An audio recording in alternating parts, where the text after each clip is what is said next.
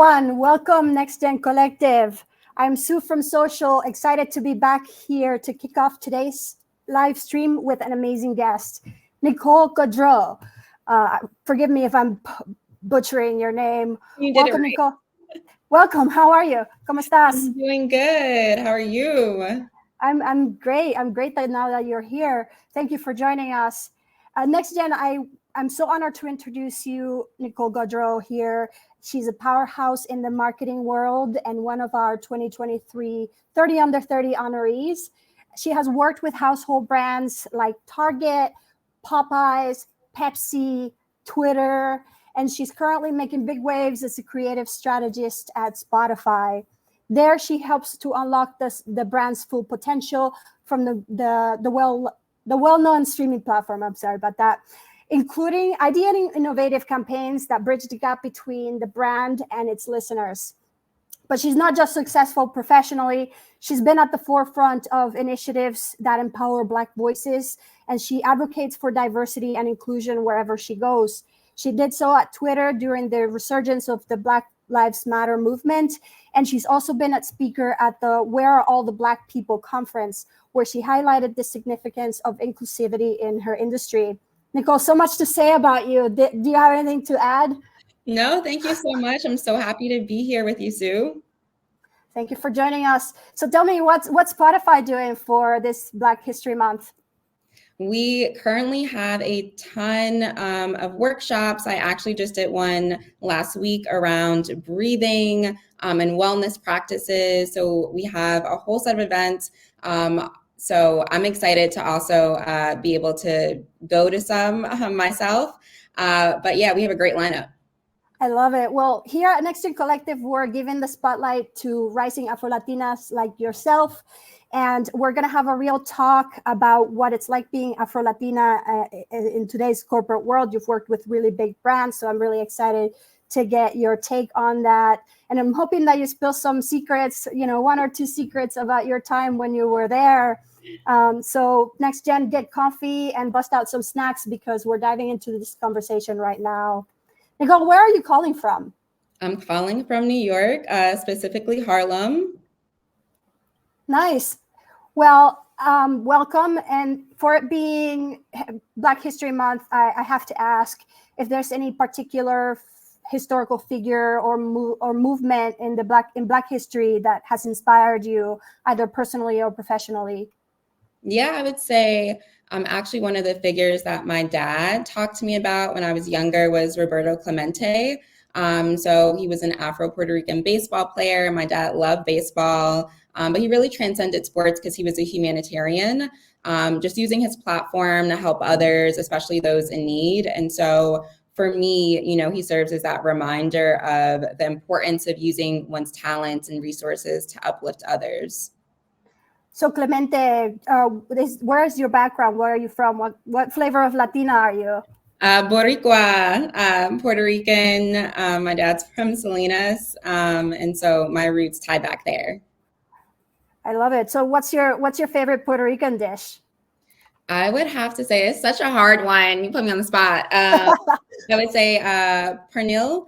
Roast pork, just like seasoned up meat, just throw some adobo on there, and probably like some arroz con gandules and round out my plate. Oh my God, I am same. Pernil is such a big part of our Cuban heritage, and the food is just amazing. Thank you for sharing that. So you're Afro-Latina, which means that you have background in Black and also Latino. So how do you navigate the intersection of both of those identities, especially now in Black History Month and then coming up Hispanic Heritage Month? Yeah, I would say I try to embrace the diverse experiences, traditions, the histories that shape who I am, and something I try to do all year round. And so navigating that intersectionality for me might be, reading books and resources from Black and Latinx people, shows and movies, both, knowing the people, in front of the camera and behind it. and then just enjoying like traditional foods from both cultures, as well as supporting Black and Latinx owned businesses. So it's really, I feel like for me, just learning more about myself and also supporting people in the Black and Brown community throughout the year. I love it. It's learning and helping. So as you mentioned, as a proud Afro-Latina, what advice do you have others who also share the intersectionality of Black and Latinos?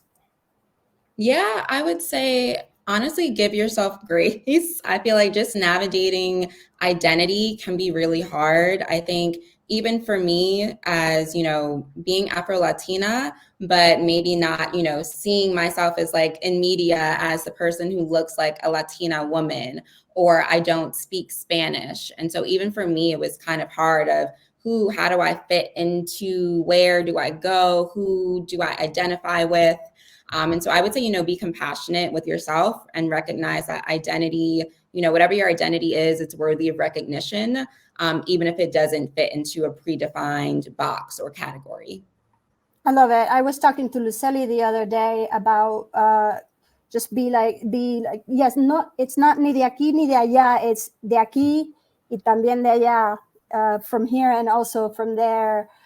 So I want to get into the juicy part of this. So as an employee who's worked at some of these big companies like Twitter and Pepsi and Target, you've undoubtedly faced challenges from stereotypes to microaggressions to plain old just ignorance.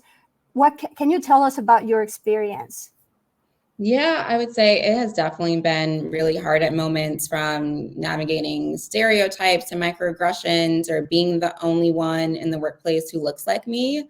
And so for me, it's been really important to build a strong support system within my community. So having those friends or family members who understand like my experience, the pressures that I face, so that I feel like I have a safe space of somewhere I can go to. So even for me, it looks like, if something happens, I'm like, where's my group chat? I'm going to it immediately. I'm like spilling all the tea, so I can have some place to vent. But also to know how to proceed, like find advice from other people who have gone through the same thing. And so it's important for me, I feel like, one, professionally, also having mentors, allies, and advocates in the workplace, like build who are those people, who you actually feel safe with or who support you, so you can go to someone in the workplace if something is happening. And then I also feel like, just personally, for me, I have a therapist, someone who I can go to for professional, someone who is a professional in that lane, to help me just build my toolkit.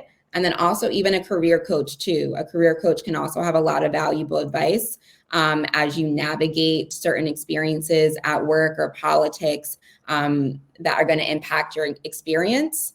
And so for me, just like building those team of people, friends and family and people in the workplace, or a career coach or a therapist, so that I have like a whole army, behind me. So it feels like even if I do feel alone in the moment, I know I can have someone that I can reach out to for that support.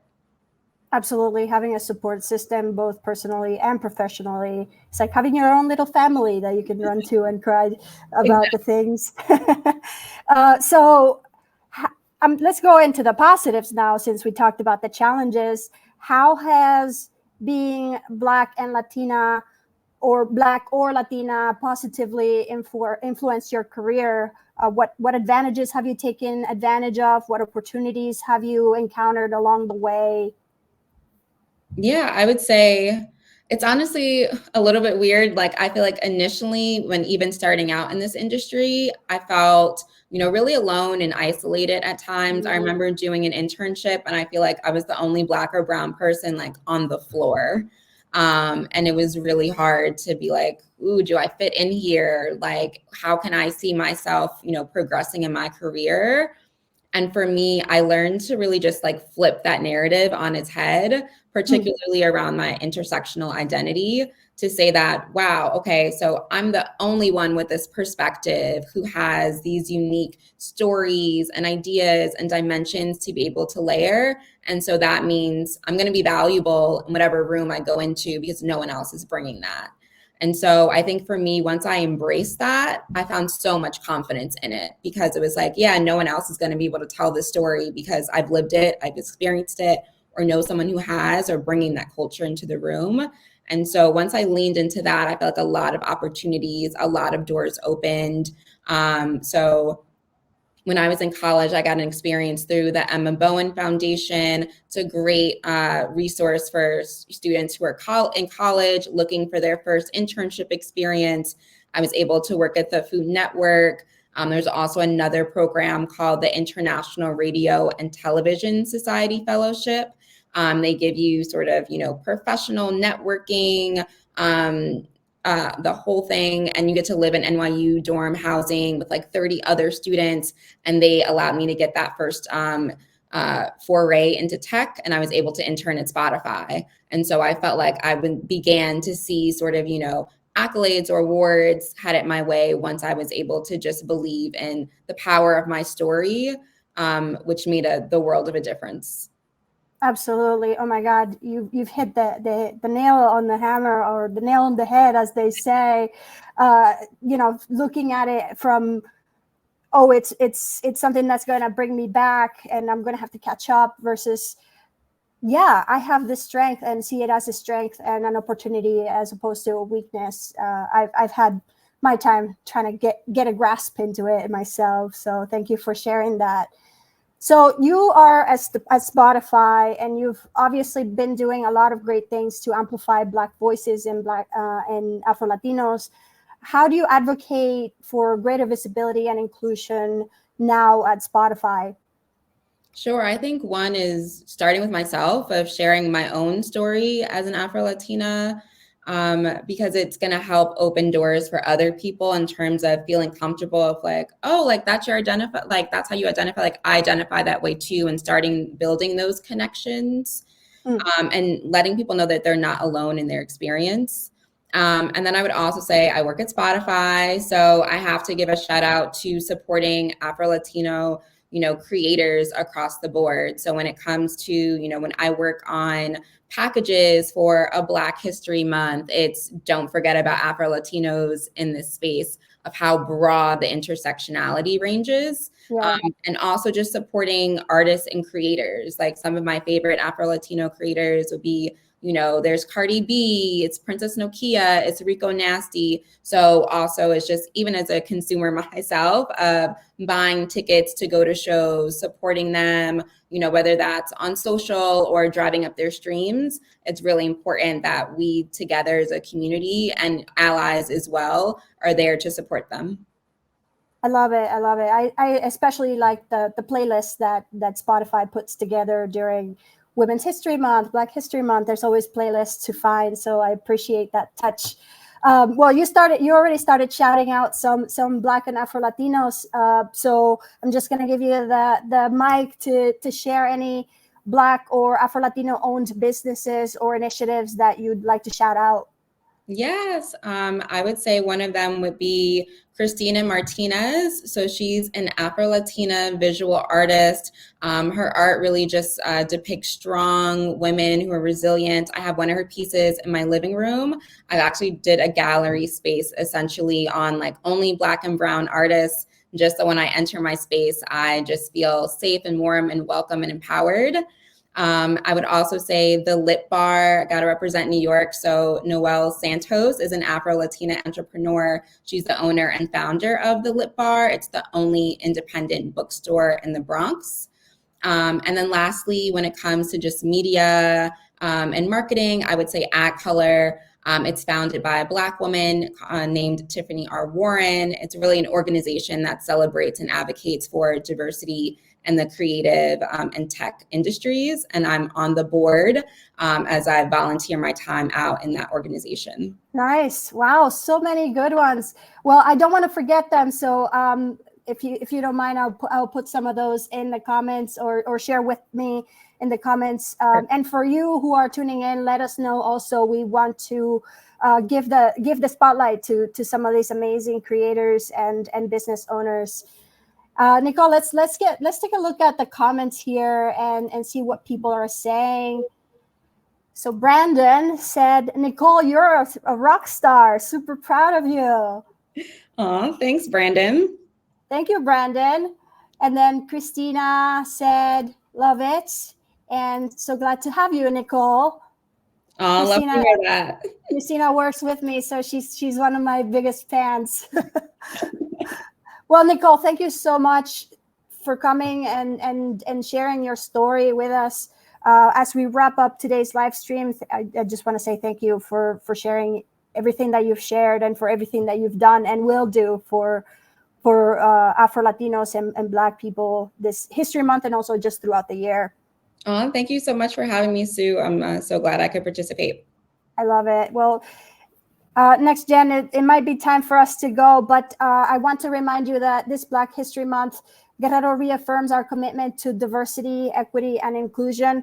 This month and really throughout the whole year, we showcase inspiring stories from across all of our brands. Next Gen Collective is a Guerrero brand and network, and it's just one part of our commitment for what we're doing for representation in the business world. Check out Guerrero's other brands like Hispanic Executive. We also have Modern Council. We have Profile. We're doing a lot of stuff and we're sharing a lot of stories honoring Black executives. And remember to stay tuned for more amazing executive interviews right here on Next Gen Social. Thank you for joining us today, Nicole. Thank you. I'm Sue from Social, and I'll see you next time.